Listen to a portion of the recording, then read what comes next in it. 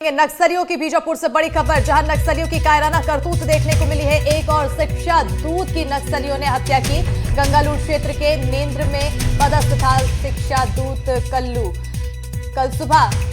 कल स्कूल से आने के दौरान अपहरण किया तो कोहड़ा कर रहने वाला शिक्षा दूत कल्लू ताती बताया जा रहा है। अब तक 9 शिक्षा दूतों की हत्या कर चुके हैं नक्सली। तो बीजापुर में 5 और सुकमा में अब तक 4 की हत्या की जानकारी सामने आई है। बड़ी खबर आपको बता रहे हैं। इसी पर ज्यादा जानकारी के साथ बीजापुर सहयोगी पंकज सिंह भदौरिया फोनलाइन पर जुड़ चुके हैं। पंकज, नक्सलियों की एक के बाद एक कायराना करतूत और अब एक और। देखिए, बिल्कुल बता दूं कि नक्सलियों ने एक बार फिर से शिक्षा दूत को टारगेट किया है। ये जो गंगालूर थाना क्षेत्र के नेंद्रा में पदस्थ थे, इनका नाम कल्लू ताती है। कल शाम को जब ये अपने स्कूल से वापस आ रहे थे तो इन्हें नक्सलियों ने अपहरण किया और देर रात कुछ वारदात को अंजाम दे दिया। तोड़का गांव के रहने वाले हैं शिक्षा दूत कल्लू ताती। सबसे बड़ी बात है कि लगातार शिक्षा दूतों को नक्सली टारगेट कर रहे हैं। सुकमा और बीजापुर मिलाकर अब तक 9 शिक्षा दूतों की नक्सलियों ने हत्या कर दी। आखिर ऐसी क्या वजह है कि अंदरूनी इलाकों में जो ग्रामीण पढ़ लिख करके शिक्षा दूत बनते हैं, नक्सली उन्हें टारगेट कर रहे हैं। दरअसल नक्सली मुखबिरी का आरोप लगाते हैं, उसके बाद शिक्षा दूतों की हत्या कर देते हैं। मामले की पुष्टि Bijapur additional SP Chandrakant governor ने की है और मौके पर टीम भी रवाना हो रही है। कल भी इसी तरीके से एक घटना मंकेली गांव में एक युवक की हत्या करके की थी। दरअसल नक्सली लगातार दहशत फैलाने का काम इस तरीके से 9 युवकों को मार कर रहे हैं। जी, केवल कल्लू की हत्या शिक्षा दूत होने की वजह से की गई पंकज, या मुखबिरी या बाकी कुछ चीजों का आरोप था? दरअसल देखिए, ये जो शिक्षा दूत का पद है, ये अंदरूनी इलाकों में जो ग्रामीण कुछ पढ़े लिखे होते हैं उन्हें शिक्षा दूत बना दिया जाता है। वो लगातार वहाँ के जो बच्चे हैं उनको एकत्रित करके पढ़ाते हैं। तो कहीं ना कहीं नक्सलियों में इस बात का नक्सली चाहते हैं कि उस इलाके में शिक्षा ना फैले, या फिर जो थोड़े बाहर की तरफ निकल रहे हैं शिक्षा दूत बन गए, ऐसे लोगों को मुखबिरी का टारगेट करके आरोप लगा करके मार रहे हैं। शिक्षा दूतों में या देखेंगे तो बीजापुर सुकमा में अब तक 9 शिक्षा दूतों की हत्या हो गई। एक बड़ा सवाल है कि आखिर ऐसी क्या वजह है कि नक्सली सिर्फ शिक्षा दूतों को ही टारगेट कर रहे हैं। कहीं इससे देखने से लगता है कि नक्सली ये चाहते हैं कि इलाके में शिक्षा फैले ही ना, शिक्षा का प्रचार प्रसार ना हो। जी बिल्कुल, बहुत धन्यवाद आपका पंकज इस तमाम जानकारी के लिए। पंकज सिंह भदौरिया मेरे सहयोगी इस वक्त इस बड़ी खबर पर हमारे साथ जुड़े हुए थे।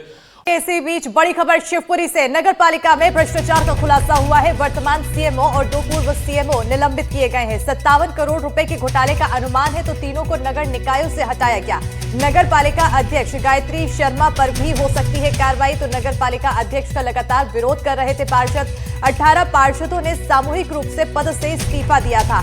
बड़ी जानकारी यहां पर सामने आ रही है, जहां पर नगर पालिका में भ्रष्टाचार का खुलासा हुआ। वर्तमान सीएमओ और 2 पूर्व सीएमओ को निलंबित किया गया है। 57 करोड़ रुपए के घोटाले का अनुमान लगभग लगाया गया है। तीनों को नगर निकायों से हटाया गया है। नगर पालिका अध्यक्ष गायत्री शर्मा पर भी गाज गिर सकती है, कार्रवाई हो सकती है। नगर पालिका अध्यक्ष का लगातार विरोध कर रहे थे पार्षद। और इसी पर ज्यादा जानकारी के साथ ही सहयोगी शिवपुरी से अतुल गौड़ फोन लाइन पर जुड़ चुके हैं। अतुल जी, जिस तरह से ये पूरा मामला सामने आया, खुलासा भ्रष्टाचार का हुआ है, आगे और क्या कुछ कार्रवाई देखने को मिल सकती है? अस्मिता, देखिए, इस मामले को लेकर अगर हम देखें तो ये तो शुरुआत मानी जा रही है और माना जा रहा है कि कहीं ना कहीं जब 3 साल का एक कार्यकाल है नगर पालिका अध्यक्ष गायत्री शर्मा का, तो उसकी इन्वेस्टिगेशन बिठाई गई है। और उस इन्वेस्टिगेशन में अभी फिलहाल जो है 3 अलग अलग सीएमओ, जो वर्तमान सीएमओ है वो, और उनके अलावा 2 और सीएमओ जो शिवपुरी में नगर पालिका में पदस्थ रहे, उनको निलंबित किया गया है और जांच शुरू की गई है। जांच का दायरा बढ़ाए जाने की बात सामने आ रही है और बताया जा रहा है कि कहीं ना कहीं गायत्री शर्मा जो अध्यक्ष हैं उनके खिलाफ भी जांच की जा सकती है। और अगर ऐसा होता है तो ये अपने आप में बहुत ज्यादा जो है घोटाले की तरफ रास्ता जाने की उम्मीद जताई जा रही है। ऐसा जांच रिपोर्ट में भी इंडिकेशन मिले हैं और कहीं ना कहीं ये बताया जा रहा है कि गायत्री शर्मा की मुश्किलें बढ़ने वाली हैं। अगर हम देखें तो अपने आप में ये कहीं ना कहीं ऐतिहासिक मामला है कि एक साथ सामूहिक रूप से 18 पार्षद जो अलग अलग पार्टियों के हैं, निर्दलीय हैं, वो इस्तीफा देते हैं। 2 इंजीनियर सस्पेंड पहले किए जाते हैं। एक ठेकेदार के खिलाफ मुकदमा भ्रष्टाचार निवारण अधिनियम के तहत दर्ज किया जाता है। और जब 3 सीएमओ को निलंबित कर दिया गया तो ये कार्रवाई अपने आप में दायरा बढ़ाती जा रही है। वही मेरा सवाल था कि क्या ये महज इत्तेफाक है कि एक दिन पहले 18 पार्षद सामूहिक इस्तीफा देते हैं, जिसमें से 12 बीजेपी के हैं, और देर रात तक आते आते ये खुलासा भी होता है, ये कार्रवाई भी हो जाती है। ये महज इत्तेफाक है क्योंकि टाइमिंग बहुत इंपॉर्टेंट है।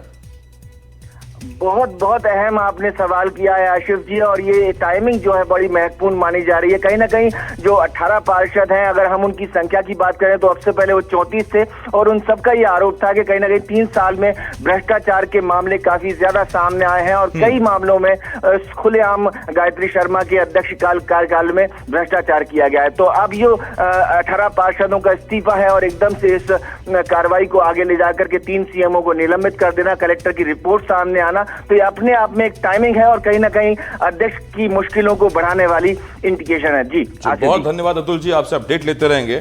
अतुल गौड़ हमारे वरिष्ठ सहयोगी इस वक्त शिवपुरी से इस बड़ी खबर पर हमारे साथ जुड़े हुए थे। तो आप जरा ये पूरा घटनाक्रम समझिए।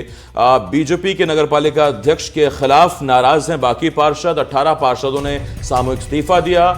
वैसे तो बताया जा रहा है कि करीब 39 पार्षदों वाले इस नगर पालिका में 34 नाराज थे, लेकिन इस्तीफा 18 ने दिया था। इस वजह से वह विश्वास प्रस्ताव गिर गया था। इससे नाराज होकर 18 पार्षदों ने सामूहिक रूप पर इस्तीफा दे दिया था, और उसमें से बीजेपी के 12 थे, 4 कांग्रेस के थे, बाकी निर्दलीय थे। ये बार बार कहा जा रहा था बीजेपी के पार्षदों के द्वारा कि आलाकमान सुनवाई नहीं कर रहा है, जबकि भ्रष्टाचार के आरोप है उन पर, उनका काम करने का तरीका ठीक नहीं, और शाम तक आते आते ये कार्रवाई हो गई है।